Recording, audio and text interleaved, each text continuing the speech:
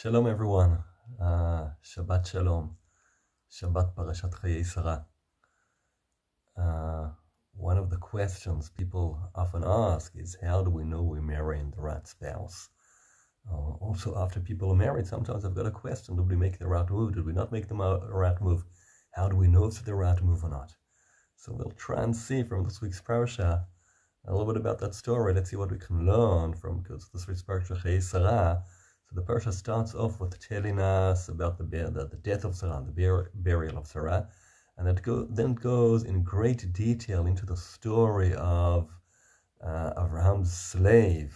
We call him Eliezer. The parasha doesn't really mention that goes to look for a wife for Yitzchak, and the marriage of Yitzchak and Rivka in a very different manner than the way Avraham Avinu got married. Because Avraham Avinu and Sarah was Abraham's nephew, and her father had passed away when she was young. And she was basically brought up in Abraham's house. And when they grew older, there's a 10-year difference between them. So when they grew older, Abraham married Sarah. So they knew each other well. They'd grown up together also before she was orphaned. After also she's orphaned, and they know each other, and they know they've known each other, and they know, okay, this the person we want to marry. Everything is fine, everything is good. As they say, Akol Beseder. With Yitzchak, the story is totally different. Yitzchak, with Abraham, they live in Eretz Israel. They do not want to have a wife from there. In those days, Eretz Canaan, they don't want a Canaanite wife. And Abraham sends his slave to go look for a wife. And Eliezer does this whole procedure of looking for the wife. And then he's bringing Rivka back. And Rivka, when she originally sees Yitzchak from far away, she sees him praying, and it's like, wow, what is this? A holy person. She covers herself, she falls off the camel, she sees Yitzchak, it's something else. She's never seen someone like that, the impression that he makes from far away already. And Yitzchak, what is he doing? Well, the Psukim read like this, okay? After he tells the whole story of what happened with Eliezer and Rivka, two psukim about what Yitzchak's point of view of the story. ויספר העבד ליצחק את כל הדברים אשר עשה. Okay, the slave, again we call him Eliezer, tells Yitzchak everything that he's done. Okay? ויביאה יצחק האוהל לשרה עמו. Yitzchak takes Rivka and brings her to Sarah imenu's tent. ויקח את רבקה ותהי לו לאישה. And he takes Rivka, and she becomes his wife. ויאהביה, and then he loves her. וינחם יצחק אחרי אמו. Now, I think most people, they expect first to love their spouse, and then to get married. But here the order is the other way around. First he marries her, okay, ותהי לו לאישה, ויאהביה, and then he loves her.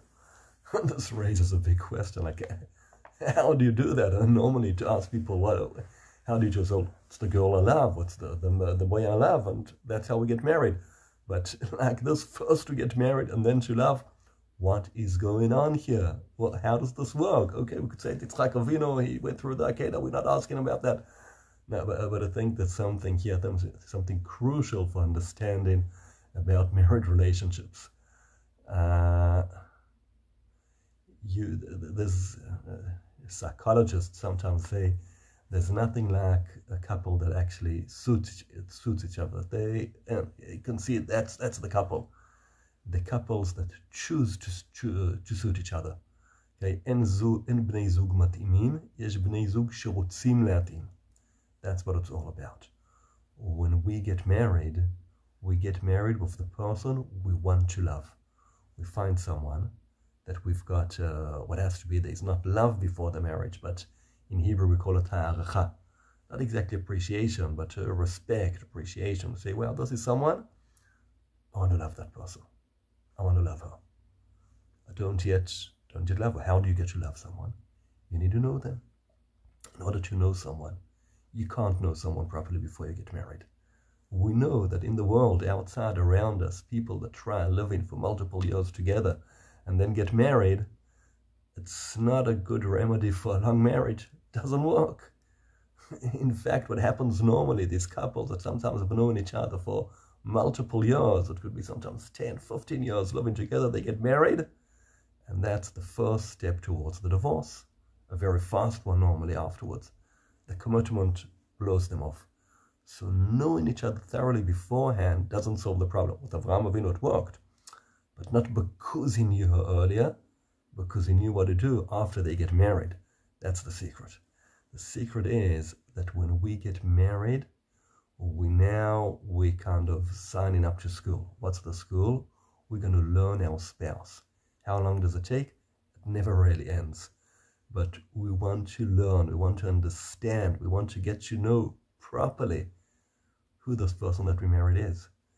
And that needs a lot of speaking, a lot of conversation. But it can only happen after we committed. It doesn't work beforehand. Look around the world, see what happens when they try beforehand. Sometimes beforehand you can get a direction. You see, okay, you need to meet beforehand slightly enough to be able to say, this is a person I feel I want to love. This is the person I feel I want to build my life with. But to actually build that love is an ongoing thing. In Hebrew, when people get engaged, so the bracha that we say is binyan adayad. Binyan adayad, not meaning that this should be a structure that should always be standing, but saying binyan not as a shem etzim, not as a, I can't remember what shem etzim is in English, please help me out. Not as a noun, as an adjective. I think I got it right there. I hope I got the English terms proper there. A poal. It means constantly be building on, constantly be working on your relationship. That's the secret. That's the secret of Avraham Avinu knew. That's the secret Yitzchak Avinu knew. As the Ramban writes in the Parashat Breshit, when he explains why the relationship between Adam and Chava is called Yedi'ah, he says, Besod ha'ahava Yedi'ah. In order to love, you need to know. Okay, that's what it's all about. Be'ezrat Hashem. Wishing everyone many, many years of getting to know the spouses. That will anyway be a lot of joy. When that's what you're out to do, it will be a lot of joy. Good luck. Shabbat Shalom.